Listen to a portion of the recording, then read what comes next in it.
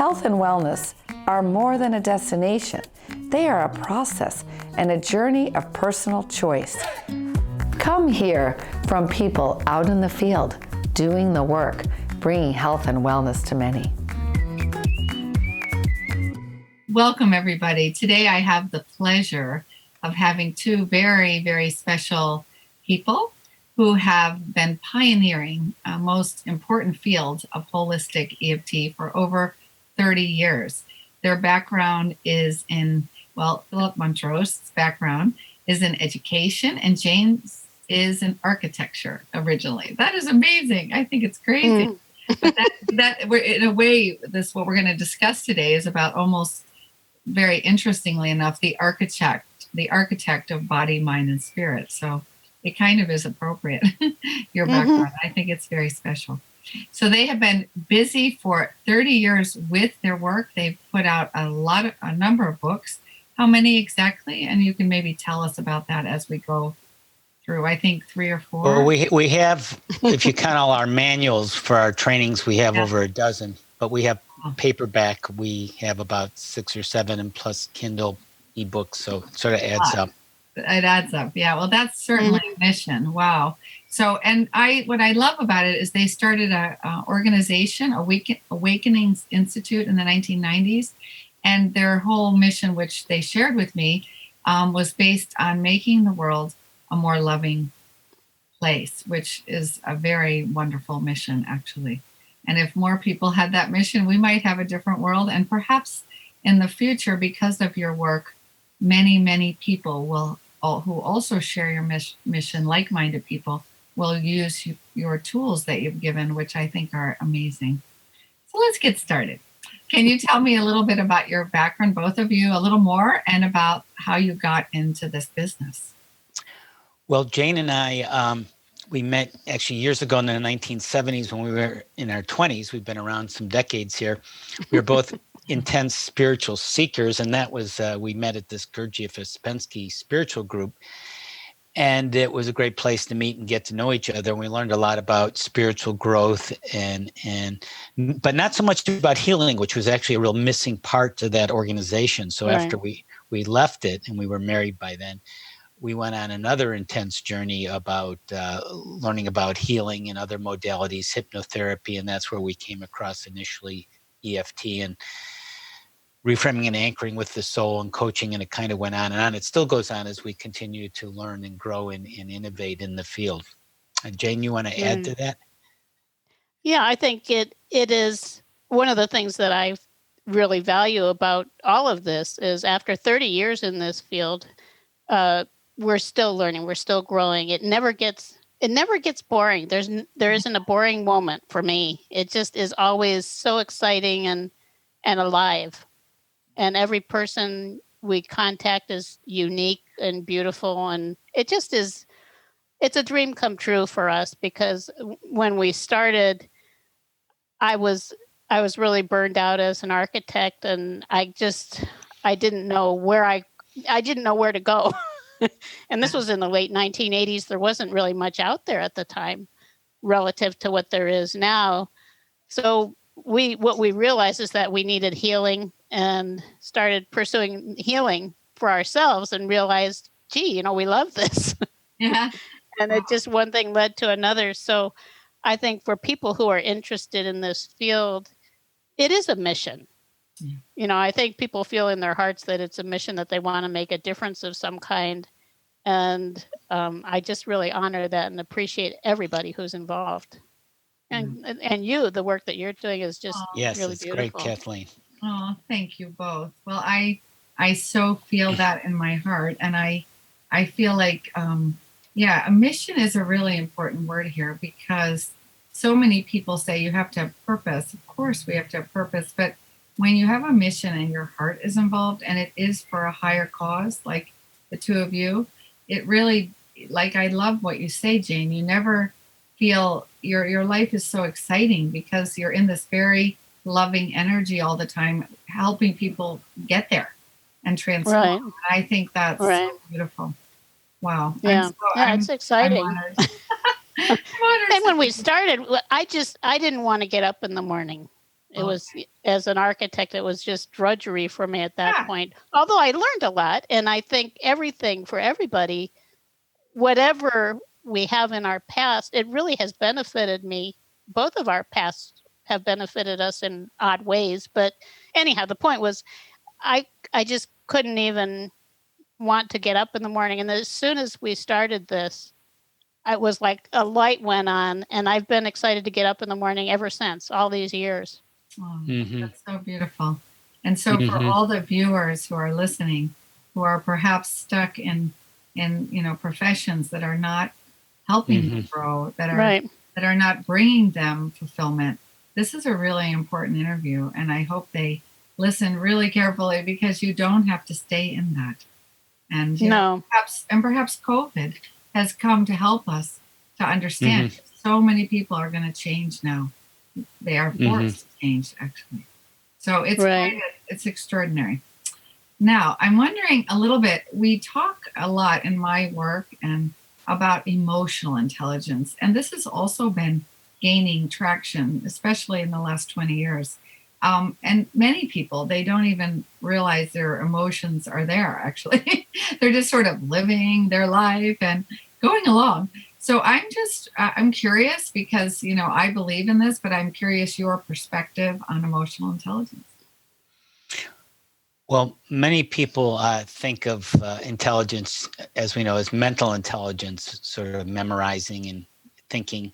Memorizing isn't really that high level thinking, but using your mind, rationality, which can be very powerful and useful, and you need that, and it depends what you're doing. But the emotions, as research has found, is critical for understanding yourself, which is what we're all about, and understanding and working with other people, because we're continually emoting, just like we're breathing. Like right now, everyone watching this, we're having these emotions coursing through us, as coming out of our body and our thoughts in this environment. And it's not that we have to be tracking every single little thing when we can't, but to have a general sense of the flow and when it's important is crucial. Of what's going on here, what's my impact, going back to the mission, and am I on track? Is this something that's going in the right direction or not? What am I learning here? So emotions are continuous feedback. It's something that's telling us stuff. If we're paying attention, we can educate ourselves. It's a tool, and you can use it in different ways. Jane, we can talk a lot on that. Jane, you want to add to that? Right. Goes so deep. Well, if you look at the holistic model, and I love it, Kathleen, that your focus is holistic, because we chose it because we consider it to be the most objective. And the way that we understand it, if you look at fields of energy that run outside the physical body, the deeper level is spiritual. So there's spiritual, mental, emotional, physical. And it is through the emotions that we're actually creating on the physical level. In other words, if you have blockages emotionally, and if you're repressing emotions, they enter into the physical body, and that's where disease comes from, is where we're not addressing those emotions. So that if you look at allopathic healing and it only addresses what's happening physically, then you're missing, it isn't complete, because you're missing what's happening emotionally, mentally, and spiritually. And so it can very easily recreate itself. And if you want to do the most complete healing, actually, it goes from emotional all the way up to spiritual, because the spiritual healing is the deepest. And it is, in essence, also, it is love that heals. Love is unity. And I mean, we could talk about this for hours. And where everything is connected. And so it is a connectedness to one source and connectedness to everything in life. Another part of the emotions is that we have this wide range of emotions, a palette from we call them constrictive. It seems to be more objective than saying negative, to more expansive emotions. And of course, we want to spend more of our times in the expansive emotions, hope and joy, and optimism and trust and things like that, rather than restrictive ones. Gratitude, rather than the restrictive ones, of course, fear and doubt and frustration, etc. And there's sort of levels to that. But you want to draw on the whole range. And as you become more emotionally intelligent, going back to the question, you start to assess like what's going on here, because even the quote restrictive emotions have their purpose, and EFT energy healing can help us show that. Quick story here. Time for a story. Are we going? Okay, because this sort of has a few different things wrapped in this little story of a lady I was helping. She has she avoids conflict, which many people do. So in her new job, going back to work, her female supervisor would yell at her a lot, and she would just often just not say anything, and didn't like that, of course. So there were several emotions going on there as we started looking into it. I mean, there was anger, which has to do with boundaries. There was confusion about what to do. That's another emotion. But again, this is taking you, when you become aware of it, these are doorways to start the healing and learning process. And there was sadness on kind of letting herself down. So there's a lot of things going on. And what was interesting, Kathleen, she got messages that she didn't have to be accepted and approved by everyone, a deeper kind of soulful message. And she could stand up for herself, and she could, in a calm way, acknowledge her supervisor's points and take them, the ones that she thought was good, and also explain her own point of view in a calm way. So those things seem sort of out of reach, impossible, until you start to become aware and maybe get help with some healing and so forth. But it's all there waiting to be discovered and learned and used for growth. Yeah. Right. So great, the story. So many stories like this. Now, I have a question that is about this.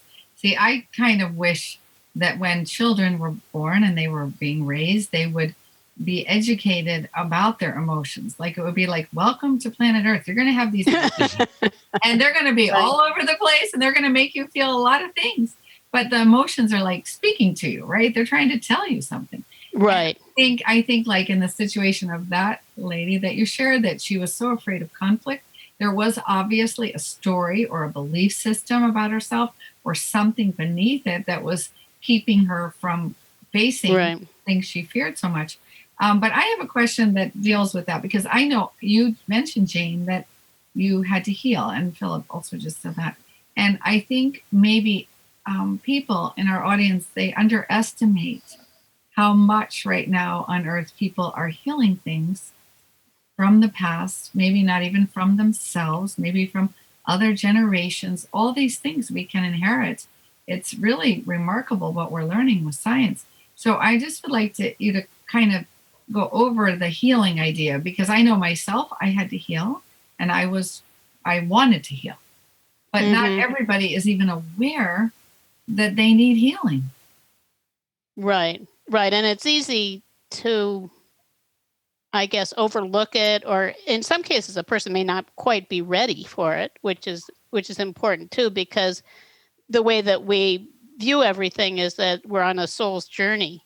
And as the soul gains power, then there's more strength, spiritual strength within us to contain the very difficult things that we might encounter. Like, for instance, one of the most poignant processes I ever did was related to my expression. I was painfully shy. I was one of those people, I would just fall apart having to speak with people in public at all.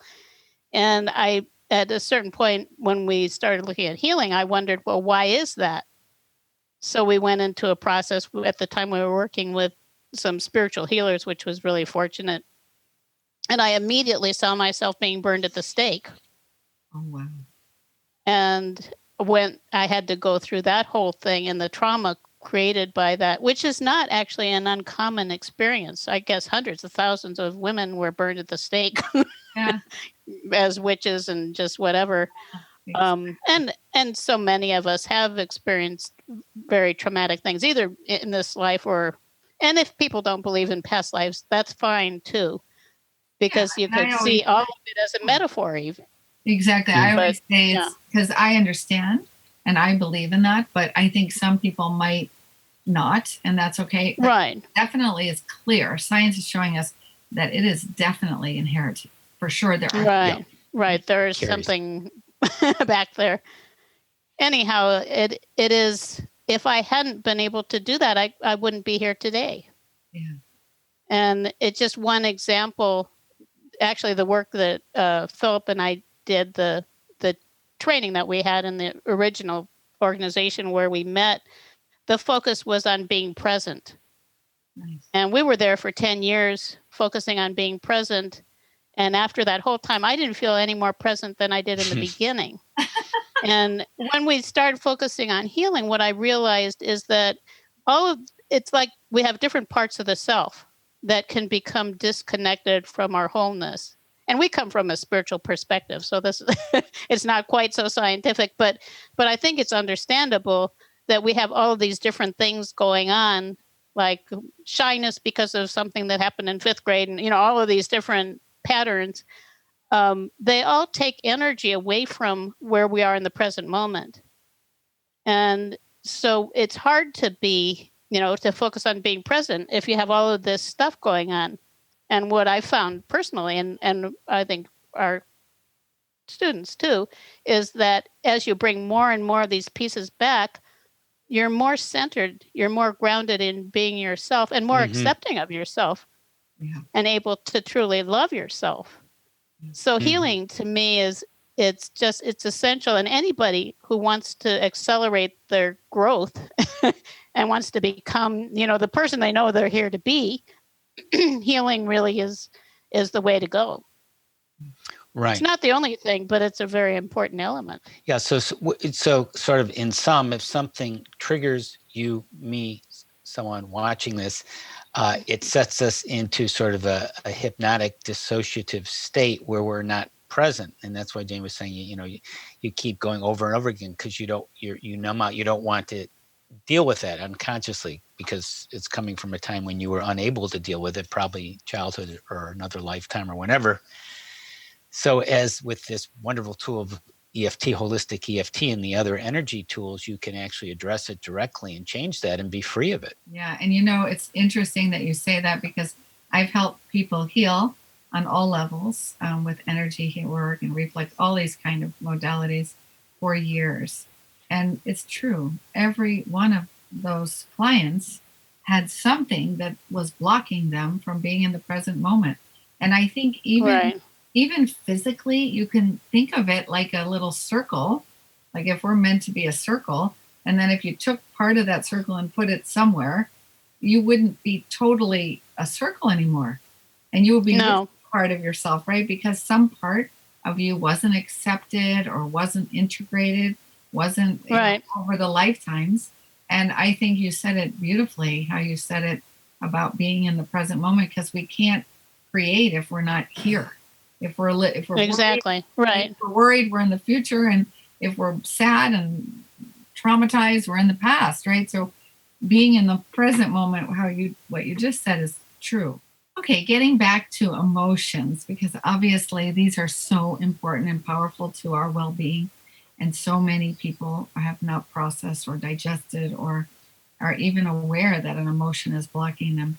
Can you explain a little bit more? Like Philip, you did a really good job of explaining the maybe the more expansive emotions and the more restrictive ones. But can you explain the connection that you have found in your work between our emotional state and our physical and our spiritual? One of the processes that we use, a holistic process with EFT, is it breaks the body into, or divides us, the interconnection between the physical, emotional, mental, and spiritual. And it's all going on simultaneously, although we don't generally recognize it. We recognize usually the physical discomforts or the emotional discomfort, but they're all connected. So, for example, one lady I helped, and we did this little holistic process with EFT, is she had a sore wrist. And when people have physical things, there's generally emotional things going on, even though you may not have a clue what it is, but it's there. And the interesting thing is it may actually be generating the problem. So just this quick story, the lady I was helping, and this happened, it was very quick, what I'm explaining. Okay, physically, what do you feel? My wrist is sore. Okay, emotionally, what do you feel when you focus on the wrist? Now, this is a little jump for people. What do you mean? What do I focus on? I don't want a sore wrist. No, go into the sore wrist and just breathe into it and see what you feel. So she takes a moment and she says, I'm feeling anxious. So, okay, there's the feeling level. Then the next level, or the question, the prompt is, okay, so what are you anxious about? It's very simple. Very few words are involved, by the way. And she said, well, I'm going back to the workforce, and I'm not sure if I'm going to succeed or find a job or what's going to happen. So I'm very anxious about that. Okay. So then we did some EFT and how she felt incomplete in herself on a deeper spiritual level. So we did some EFT tapping based around what she said there. And then she felt much better. She didn't feel anxious, and her wrist started feeling even better right there on the spot. Wow. That's so wonderful. From what we understand, if there's something happening physically, there is an emotional, mental, spiritual component to it. And the key in actually accessing them is to stay with that feeling, because it's not all of you that's experiencing those things, but it is that specific part of you. So a person might be anxious and realize, well, and this isn't this is a different story maybe, or made up story. Often with women, it might be, well, it goes into belief systems. The mental level is about your belief systems, which you mentioned. It might be, well, I don't have as many opportunities as a woman. I'm restricted as a woman. And then the spiritual level to it is what that means about who you are, which is actually then how do we feel about ourselves when we're feeling that we're restricted because we're women, or whatever it is that is happening. And that would be something like, well, I feel inadequate. So it is, the bottom line also is our perception of ourselves. And that's a tough one for some people to reach, because we believe that. I used to think I was just deeply flawed, and I was embarrassed. Like, I thought anybody who's spiritually knowledgeable is going to see it, and I wanted to hide myself. Yeah. But it is really just a misunderstanding.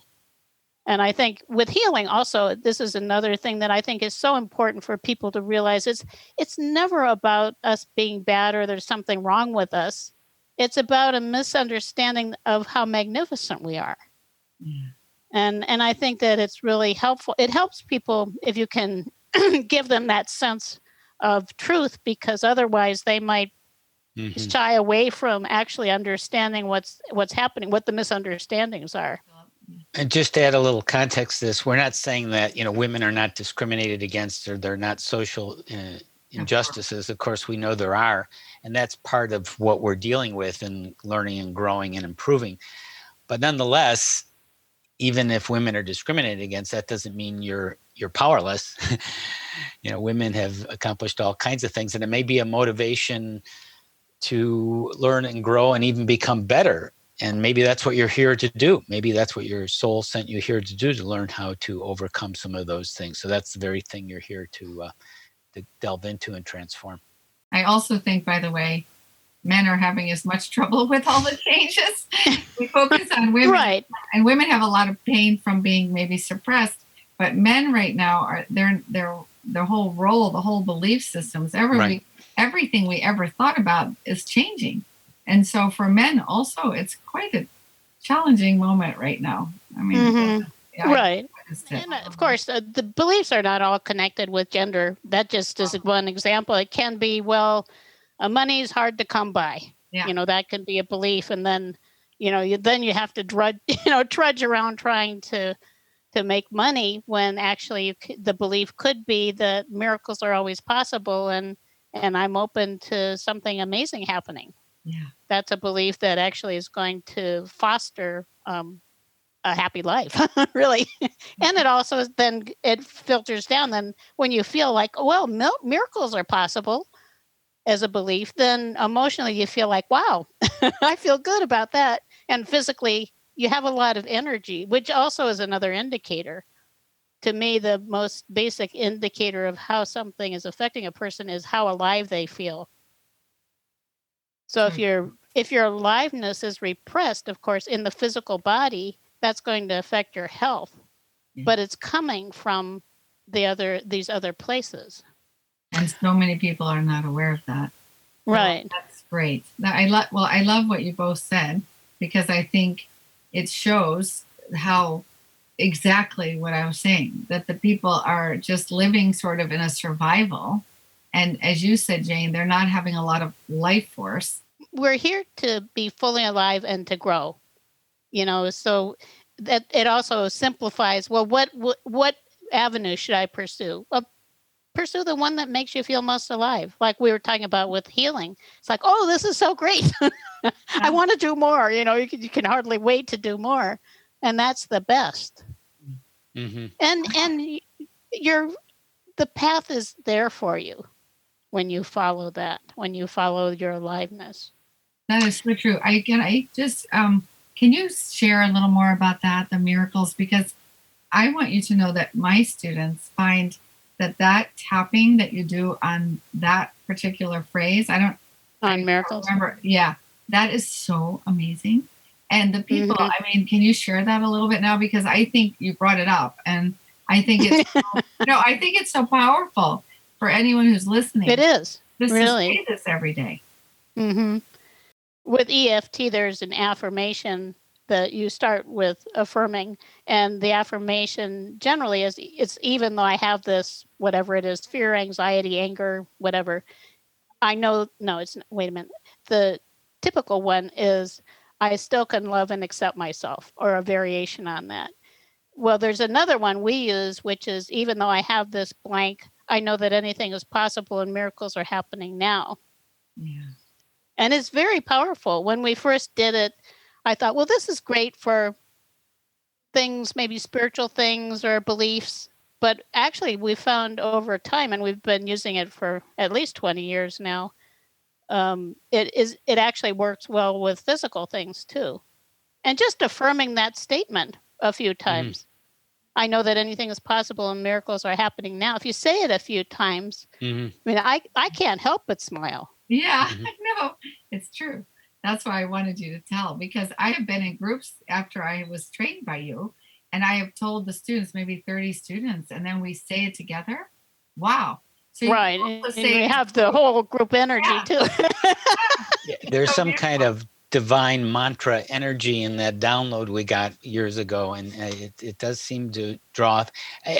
But just if you think about it, anything is possible. That takes us out of our normal state of mind, which may not be that great, and takes us into very wonderful creative possibilities, and new things can come to us. Good things can come to us.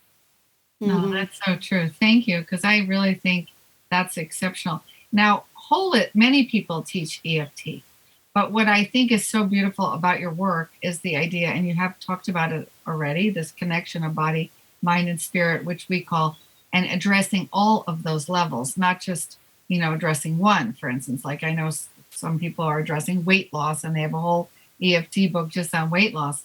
But the truth of the matter is, you can address a lot of the emotions around it. But if you don't go to all levels, you're maybe not going to lose the weight because you need it, right?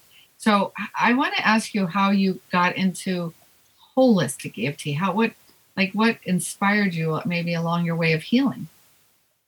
Well, going back to our original story, where Jane and I met, we were very interested in spiritual growth, and we found out to grow spiritually, you also need healing. Most people, that's actually a rather little known concept, although we found that to be true. It took us years to sort of discover it. So that means it's holistic. It means it's happening not only physically, it's mentally and emotional. It's all going on at the same time. And to have like the deepest impact and greatest awareness, the holistic approach we found to be the most objective. Right. And when we start, actually, each of us, of course, is on a journey. If you look at it, life as a spiritual journey. And when we were in that place of not knowing where to go, we had the really great fortune to reach. We found some spiritual teachers. I mentioned that in relation to that one process with the past life, and they taught us that actually the holistic process that we use, it's in the EFT book in our EFT course. We learned that from them essentially, and we've modified it and done our own things with it.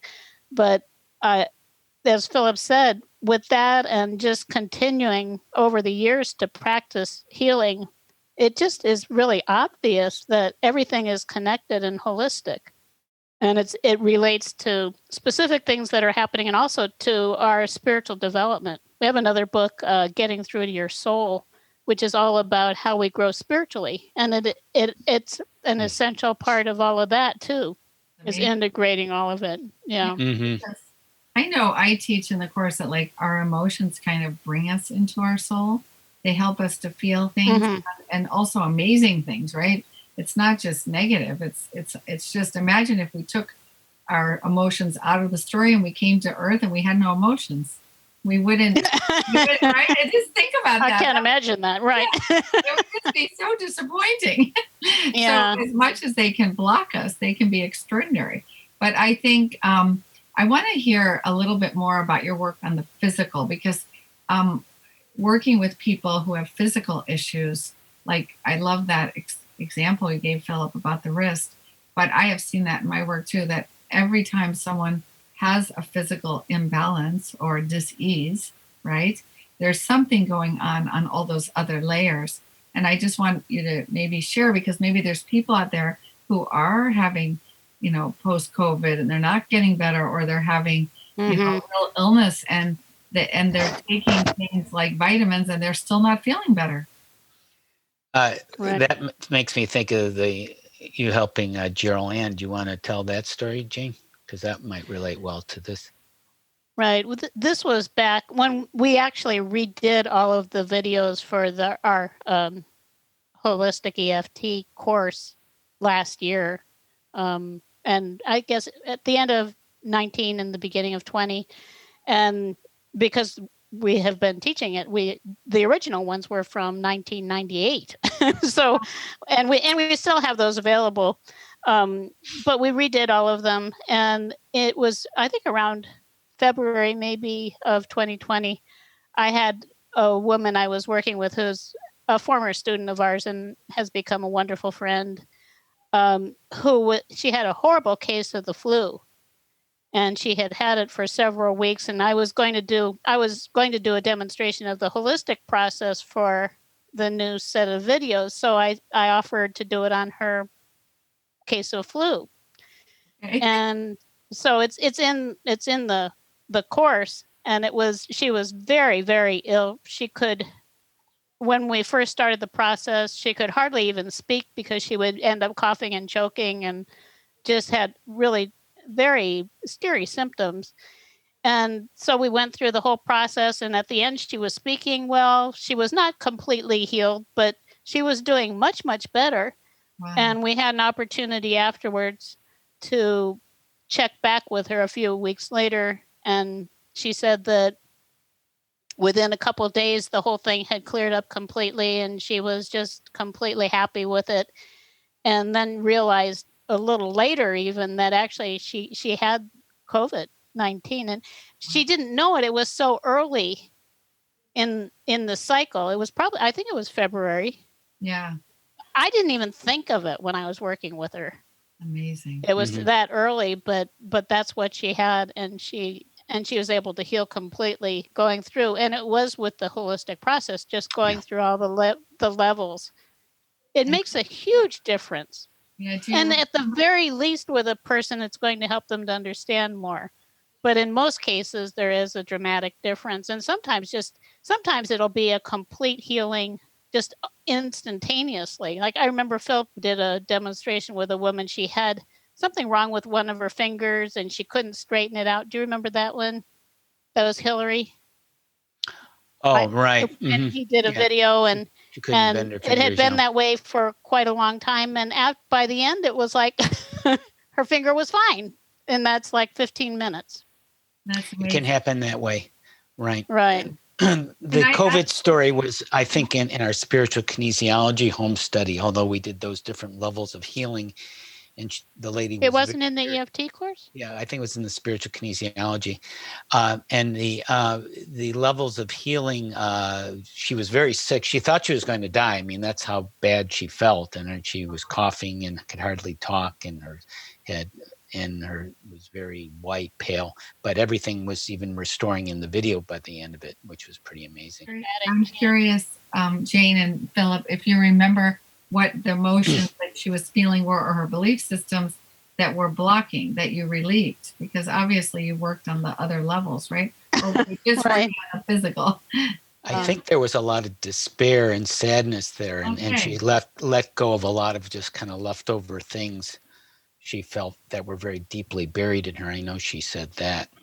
Yeah, and so many people, I mean, they are seeing, well, I mean, COVID is an exception because they are seeing lower, like what Philip was saying, restrictive emotions with COVID. So it's not a joke. It goes hand in hand.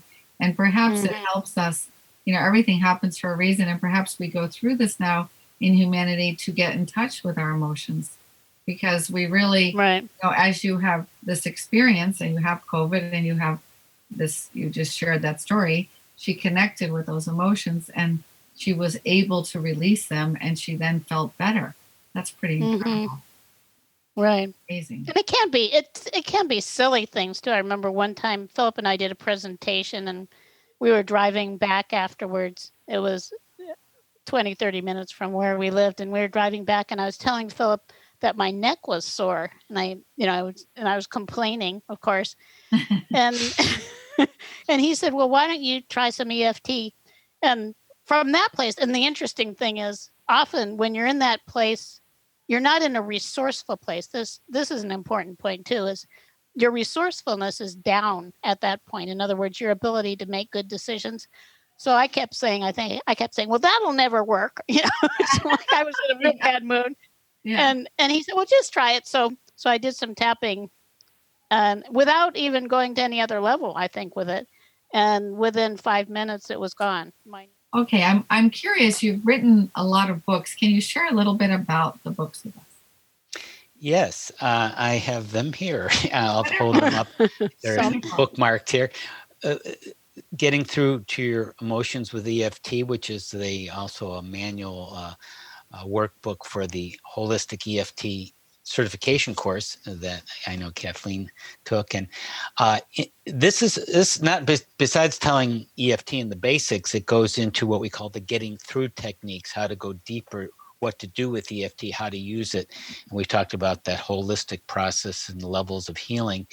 The other thing that is very valuable, I think, about this book is it's like a little niche book where it tells you how healing relates to subjects like pain management, weight loss, smoking cessation, performance, improving performance. So there's a chapter with a lot of very interesting information and strategies and using the energy healing and EFT and getting through techniques and that. So that's that book. Jane, you want to add anything about that before I go on to the next book? Yes. We also, with the certification course, we even take it deeper with the EFT process, the tapping process. We also add a process we call the reset process of ending by tapping on your head and your heart, which brings the energy down into your heart at the end. And that's where your truth is. So heart and soul, you know, it's all in your heart. And then that opens you to receiving insights. And I think, to me, with EFT, that's one of the most important parts, is the insights that come at the end. It's like the frosting on the cake. Yeah. And a lot of people think, well, you know, okay, it's gone, good, we're done. But actually, that's the really great part, is everybody has wisdom in them, and wisdom that they don't even know is there, that comes out. So often in relationships, by the way, Jane, you know, because we feel not heard, many people, right? Or we're afraid of conflict. There can be so many belief systems, right, problems, but we can't really get through to that wisdom in the other, because we are kind of blocking each other. Right. And I think when Mhm. probably, can you share a little bit about relationships? Because that's certainly important right now. I'm sure, people have been together nonstop for a year. Right, right, and it is interesting, like you mentioned feeling not heard. A lot of times in relationships, the problem is that they're not really hearing each other. And sometimes we'll have, if you have a couple, you can have one just talk about what they're experiencing without the other one saying anything, just listening, and then do it from the other side. And they'll say, "Well, gee, I never knew all of that." Well, they couldn't listen long enough to let it Mhm. come out or feel safe enough. And then together they can do clearing, Yeah. and then come to that a more kind of soulful connection with each other, which is the deepest real love, kind of divine love, you could say, for each other, that is just really extraordinary.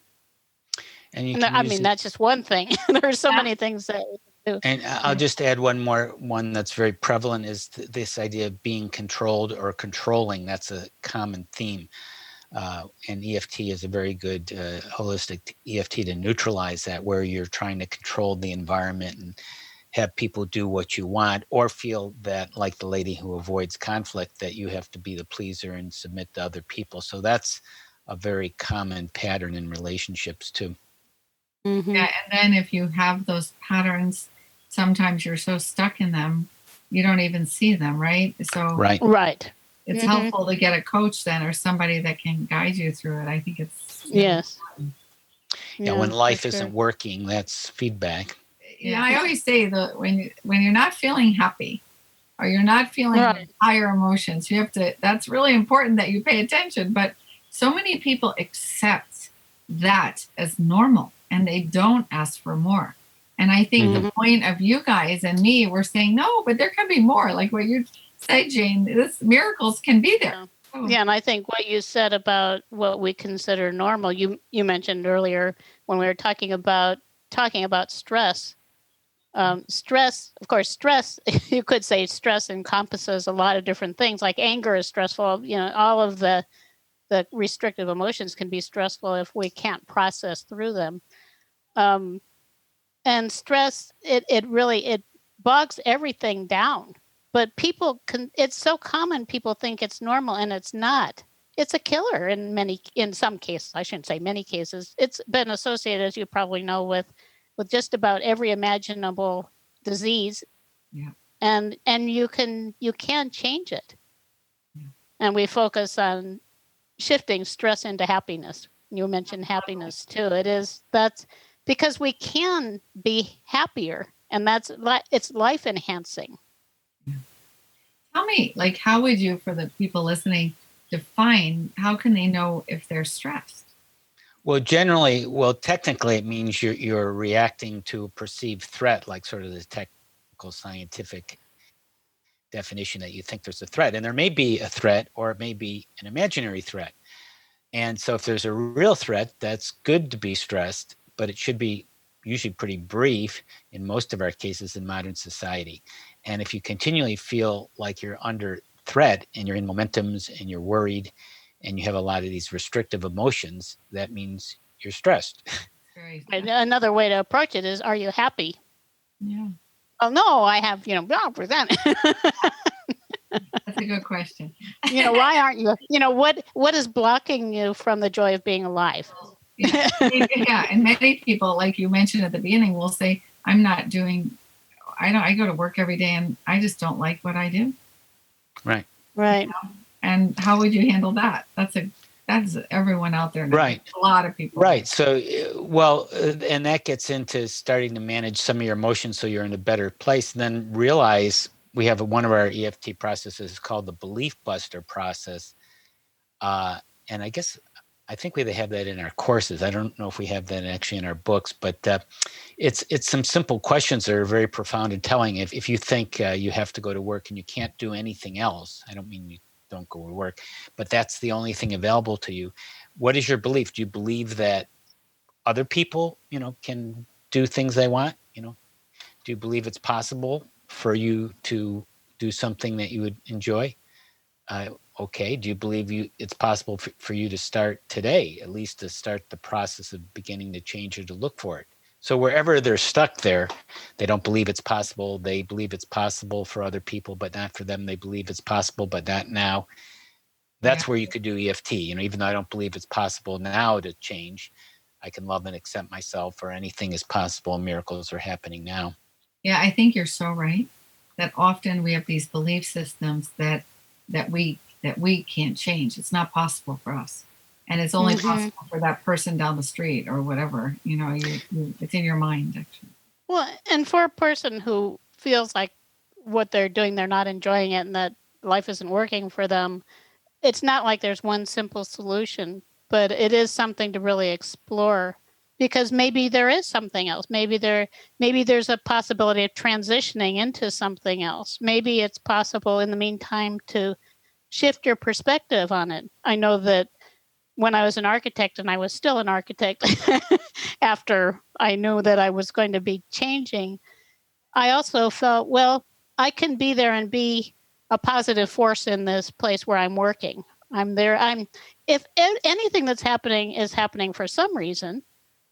Yeah. So maybe my reason for being there is that I can help other people to feel better.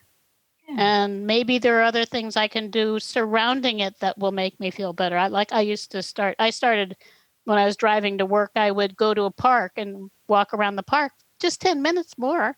I would walk around the park for 10 minutes and then go to work. There are just so many different ways to shift things. And it can be very small, and that's usually where to start, small, easy steps, and over time it can make a big difference. So you were showing us your books. You showed us two. Oh, showed you? Oh, yeah, I showed you. Actually, we only got to one. A heart and soul. The other second EFT, heart and soul of EFT and beyond book. We realized there was a lot of information we didn't put in the first book, and that some people sort of call this an encyclopedia of information, and it goes into things like neurological disorganization and energy toxins and what we call the 7 defense patterns and compartmentalizing. So there's a lot of tools and strategies, something we call the magic question, which is very good to transform people. So there's a lot of other tools and strategies. You can use this as another resource. And Philip, if people take your course, that will be clearer, right? It's almost better. Right. Well, we have all these materials very laid out when you take our courses, and orders, and easy to find and navigate. And the other book, which I mentioned briefly, Getting Through to Your Soul, which is the more spiritual centric book on soul centering and connecting with your soul for healing. And we have a healing process, reframing and anchoring with your soul, and also for direction. And there's a lot of other processes, getting through processes with this reframing and anchoring and NLP type technique in that book. And there's a course in it. Jane, did you want to add to that? Well, the process that we teach there, the reframing and anchoring technique, we call it the APEX process sometimes now, APEX healing process, because it brings you to, actually to connectedness with your truth, with actually heart and soul. That one it's interchangeable with EFT, and then Getting Through to Your Soul, you can use EFT for clearing too, but this is another one that is equally wonderful and really powerful and easy. It's just, it's one of those, it's like a sleight of hand. You almost can hardly believe it would work. Oh, is it more really like great. kinesiology? Is it more like kinesiology and NLP, or is it just completely? We use kinesiology to determine what's happening. Yeah. And this was one thing at the time we were thinking, well, there are those times when you're just not feeling right, but you can't even define what it is. And it's so frustrating. It's kind of like, how can I clear this? I don't even know what it is. So in that course, we teach how to use kinesiology to determine exactly what's happening, to actually to get, it's like if you get a few hints, then it kind of comes out of your unconscious into your conscious awareness, and you can clear it. That's one part of it. But the reframing and anchoring process itself, it is NLP based. There's a process they call reframing. And actually, technically, to me, any healing is reframing. It's seeing something in a different way. And it involves anchoring a situation in two places on the body and collapsing the limiting pattern into your wholeness, which then it just can disappear, or as with EFT in rounds, it can go down and then hopefully disappear. In most cases, both of them, if you understand the depth of it, you can clear just about anything. It's beautiful. I love how you said that. Now, I know with EFT, these points are kind of a direct connection to reprogram the subconscious, right? Can you guys share a little bit about reprogramming in general? I think that's important here. Right. I think as you start to clear these restrictive emotions and belief patterns, you start to see the world differently, naturally. And especially if you have sooner or later emerges sort of a spiritual quest, like, why am I here? What's my purpose? We talked about mission earlier when it gets activated. So that reprograms you, like you're living for a different reason. It's like that story of the people making the building. One person is laying bricks, the other person's building a church, and the other person's building a cathedral, calling, to help humanity. You start to see things much differently in the bigger picture of things. Jane, I'm curious, we had mentioned this energy toxicity, or I think that's what you called it, right, in your book, energy toxins. Energy toxins. And you had mentioned something about emotions meaning things. How are they related? Well, energy toxins generally is referring to things that might be inhibiting kind of your aliveness in your environment. It can be things like light fixtures, like fluorescent lights, or it could be something actually. It reminds me, it can be many things, but it reminds me of a story. Yeah, it can be food. One time Philip was doing a process with a woman, and the one where he used kinesiology to figure out what was causing her problem, and he determined that there was something in her bedroom. Do you remember that one? There was a problem in the bedroom, and I said, "What's in your bedroom? Is there anything unusual?" She goes, "Well, no, I sleep next to this this is really great doll, this little doll." What's the doll like? Well, it has kind of a sad face and everything. It's kind of like it's a sad clown. Yeah, so it's a sad clown. So that seemed to be a trigger for her, an anchor for her, in her environment, to remind her to sort of be down. Yeah. So a person, like, for instance, if they have skulls and crossbones around in their environment, that's an energy toxin. Right? People don't realize how these things affect them. Yeah, and I know, for instance, as you're speaking about this, someone shared something with us in our last YouTube video about just music. You hear a piece of music and it's not making you happy, or you hear another because something sad happened when you heard that music before, or you hear another piece of music and it makes you totally happy because every time you were in a birthday party or you're in a, we are very conditioned by certain things and individually, right? So not everybody is conditioned the same way, but that's interesting. So those are energy toxins. And then emotions mean something, right? That's what you said in your books. Can you share a little bit about that? We recently wrote a book called Awaken to the Power of Your Soul, which is really about awakening to the truth you have in your heart. And in that book, we actually talked about intelligence as 4 levels of intelligence. So we actually the body has an intelligence. We have an emotional intelligence, mental intelligence, and spiritual intelligence. And when you look we talked about that a little earlier, you were talking about emotional intelligence and how narrowly intelligence is defined in society when there's so much there. When we got into the emotions, also recently we developed a list of emotions and the meaning behind them. Because, like Philip mentioned briefly earlier, anger often is about your space being violated, boundaries. One of the ones that triggered it for me was confusion, because so many people are confused.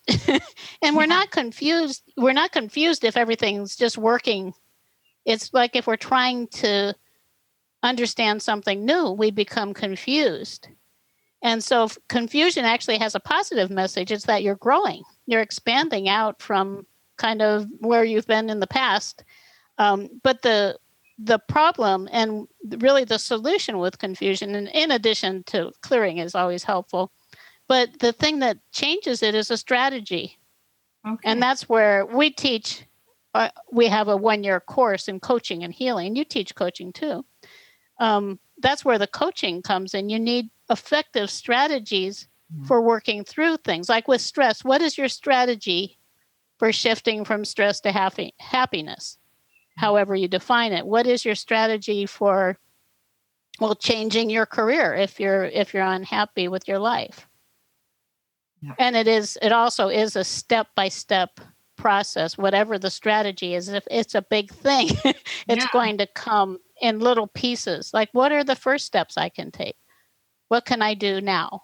And then when you start thinking, well, today I can do this, it changes it. You're not confused anymore. It's like, oh, okay, now I know where to go from here. Oh, wow, Jane, that is amazing. And talking about this confusion in the world. And can you guys just, help give the viewers like hope? There is a shift. There is a shift happening right now. Can you give your feedback and particularly on, we talked about people doing their work, how they're helping and influencing our evolution in society, but even more than that, just their own personal sense of themselves, actually. That's a lot. Yeah, I'd like to start with Awakenings Dream. We had this dream, our nonprofit organization, Awakenings Institute. And it goes, imagine a world where love is the guiding force, where the unique gifts that each individual brings receive honor and respect, where all are nurtured in allowing their gifts to blossom, to manifest the joy of living in each moment. Imagine a world where all nature is also honored, so all may live in harmony and share an increasingly vibrant and beautiful environment. What we imagine, we can create. Starting in this moment, this vibrant world will come into being as each of us empowers ourselves to live the dream now and share it with others. Playing a part in the creation of this dream is the mission of Awakenings. That is so beautiful. Any other thoughts, Jane? That is hard to top. Well, I think if you really look at the world, if everybody was motivated by love, what it would be, it's where we're wanting to go. This is our little friend here wants attention. For us, we feel that the solution is love, so we're focusing on generating more love and spreading love, and so that's kind of what can you do in a situation like this. Decide what it is that you want to generate more of. Yeah. And I know, Kathleen, in a little while ago, you were mentioning too that your mission relates to getting these things into the healthcare system. Yeah. And that might be part of it for a person. How is that going to happen? Because we feel like also, and this is something in our book, the Getting Through to Your Soul book, we talk about we call them societal archetypes, the different systems of our society that aren't working, and really feel the transformation isn't about rejecting them, but it's about transforming them, like you were saying. Yeah. So I think that it's important just to play whatever part you can and realize that you have your part and you can't be everything. No. But if we succumb to fear and stress and just give up, it's not going to help at all. No. So we feel like we need to keep our spirits up, we say, our vibration up, so that we can help to create more of that. More than ever before, we are really asked to keep our spirit up, because so many, I always say we're shining a light for those in the darkness, but it is important right now because there's so much going on and there's so much transformation. And not that the dark was a bad thing, because we needed it. We grew, we learned from it, the duality. But right now, it's really beautiful to know we have the choice. I think what you're saying, Jane, is we have a choice what state we choose to be in. Because whatever we are experiencing, we're creating more of. Yeah. And if we can be a force of love in the world, I don't know what else actually we can do personally. Yeah. And then for ourselves, you also just practically for people, there's so much around. We feel it's important to shift your focus off the things that you can't change. You want to be aware of what's happening, but you don't want to allow it to absorb you. No. So I think it's very important in terms of your own state. All the things you can't change today, you have to be focused on what you, what you want to create and let that go. Yeah. And That's just so those true. simple tips like, let go of the things you can't change, focus, just breathe and be more in the moment in a loving place. And that's really good just for the body. Yeah. There are a lot of things like that. Don't sweat the small stuff. That's an old phrase, but people you can let something small ruin your whole day. Mhm. Like I didn't get my coffee by 7:00 or something. That's so true.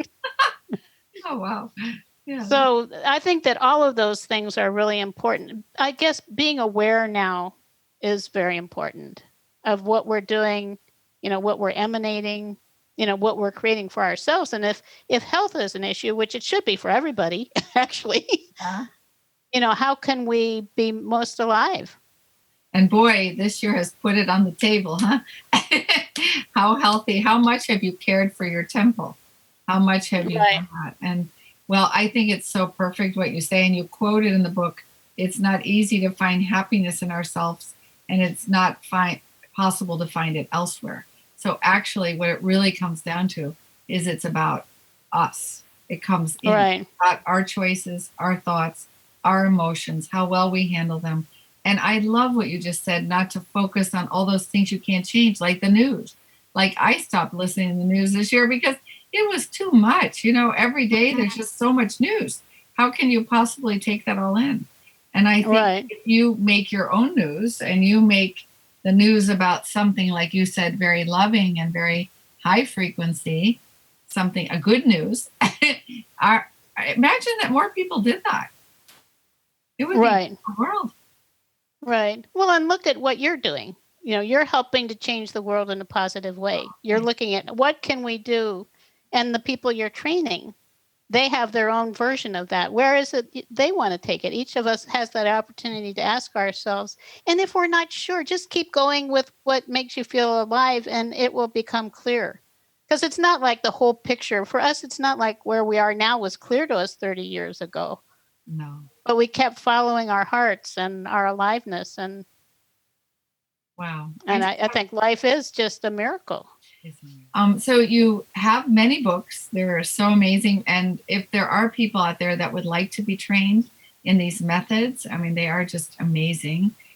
You do offer these online courses. Can you share a little bit about your program and what you offer?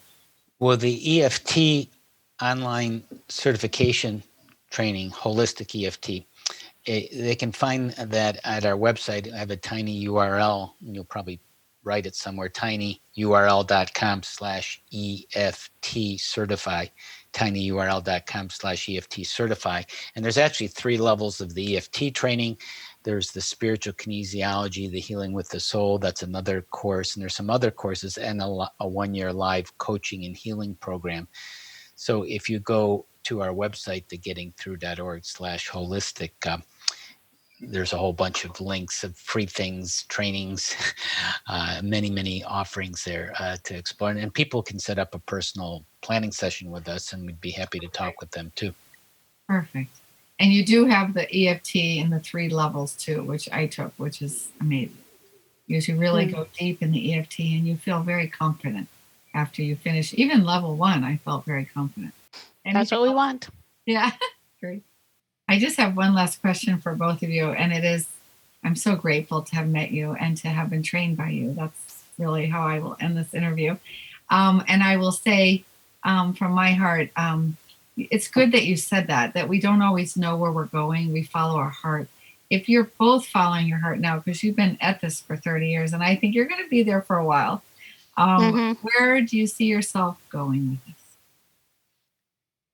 Well, we seem to be embarking on a new octave, a new part here, and it hasn't been reveal to us exactly where we're going, and it may just be amplifying what we're doing, but there may be just new elements.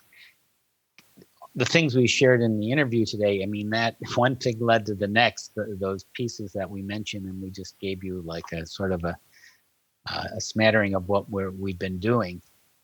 So we're just keep our open mind, open heart to find out where we're going next. So Right. in a way, it's in the same path, but there may be some new things that are in the offing here, and we feel like there's a whole new stretch that's opening up here.